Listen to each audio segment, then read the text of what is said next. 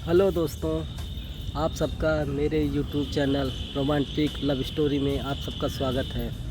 अभी आप लोगों ने अगर मेरे पेज को फॉलो नहीं किया है तो आप सब्सक्राइब कीजिए और चैनल को ज़्यादा से ज़्यादा आप लोग प्रमोट कीजिए। आज हम आपको सुनाने वाले हैं एक बेहद ही रोमांटिक और सच्ची घटनाओं पे कहानी। ये बात उन दिनों की है जब मैं लाहौर के एक मेडिकल स्टोर पे काम किया करता था। तो मेरे एक जान पहचान की ताई थी, उनकी एक बहू थी जो कि ज़्यादा नहीं 20-21 साल की उनकी एज थी और देखने में वो काफ़ी सुंदर और सुशील थी। एक अच्छे परिवार से के घर से रहने वाली थी। वो उनको कुछ प्रॉब्लम थी, इसी वजह से वो मेरे मेडिकल पे दवा लेने के लिए आई। तो मैं मेडिकल पे काम कर रहा था तो उन्होंने मुझे पहचान लिया और बोला, श्रवण तुम? मैंने कहा हाँ बताइए आप कौन? बोली आपके ताई जी के यहाँ की मैं हूँ, रहने वाली हूँ। तो जब मैंने उनके बारे में सुना तो मैंने कहा हाँ हाँ बताइए क्या बात है। बोली मुझे दवा लेना है। तो मैंने कहा ठीक है आपको दवा मिल जाएगी। तो उन्होंने मेरे से मैन फोर्स की दवा ली और लेके चली गई।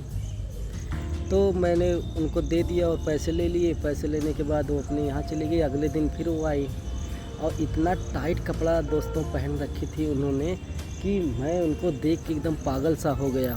उनके दोनों मम्मे ब्लाउज़ के ऊपर से बाहर निकल रहे थे, मानो कि दोनों धागे तोड़ के बाहर निकल जाएंगे। मैं उनको देखा, देखते ही रह गया। मैंने कहा हाँ भाभी जी बताइए क्या काम है। उन्होंने बताया कि ये दवा तो आपके भैया के लिए लेके जाती हूँ, उनसे तो कुछ हो नहीं पाता है। मैं उनकी बातों को समझ नहीं पा रहा था कि वो कौन से तरीके से मेरे से बात कर रही थी। तो मैंने कहा ठीक है भाभी जी, आज को आपको मैं एक तगड़ी दवा आई है, मैं आपको वो दे रहा हूँ, आप उसको यूज कीजिए, तब बताइए मुझे कैसा होता है। मैंने उनको 200 mg की मैन फोर्स की टैबलेट दी और दे दिया। उसके बाद वो भैया को खाना खिलाने के बाद मैन फोर्स की दवा दी और पूरी रात अपने मम्मी और अपने सामान की खुदाई पूरी रात करवाई उन्होंने।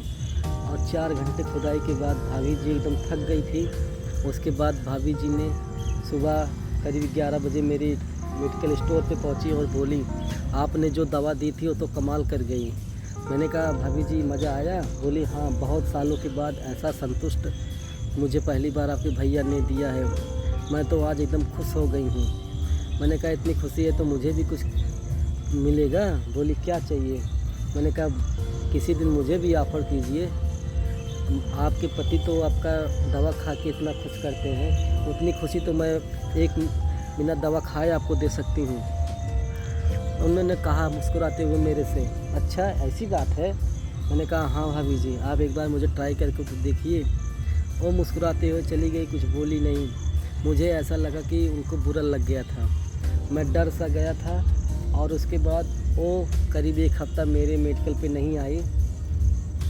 फिर 1 हफ़्ते के बाद वो आई तो उन्होंने मेरे से कहा कि मेरे सर में बहुत दर्द होता है, आप मुझे दवा दे दीजिए। काम का प्रेशर उनके ऊपर ज़्यादा रहता है, इसी वजह से उन्होंने दवा अपने मांगी और दवा मैंने उनको दे दिया। मैंने हल्की सी स्माइल पास की तो वो भी मुस्कुरा दी। मैंने कहा क्या भाभी जी आप तो मुझे भूल गई? बोली नहीं नहीं ऐसी कोई बात नहीं है, थोड़ा सा काम के चक्कर में इसी वजह से मैं नहीं आ पा रही थी। मैंने कहा और भैया क्या हाल चाल है? तो उन्होंने कहा आपके भैया तो इस टाइम हैं ही नहीं घर पे। मैंने कहा क्यों, क्या हुआ?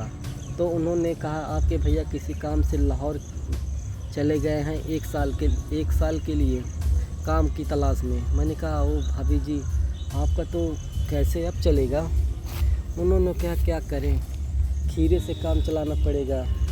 और भाभी जी के तो बदन में आग लगी थी, वही टाइट कपड़ा पहनी थी, ऐसा लग रहा था कि भाभी जी का दोनों मम्मे बाहर आ जाएंगे।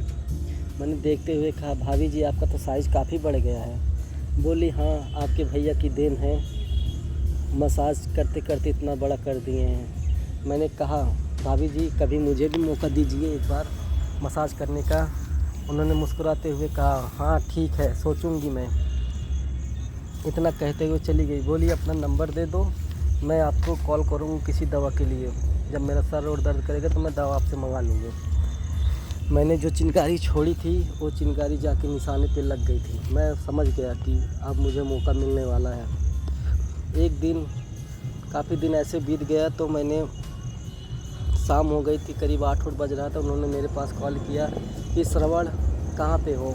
मैंने कहा भाभी जी बस मेडिकल बंद करने वाला हूँ, उसके बाद मैं घर जाऊँगा।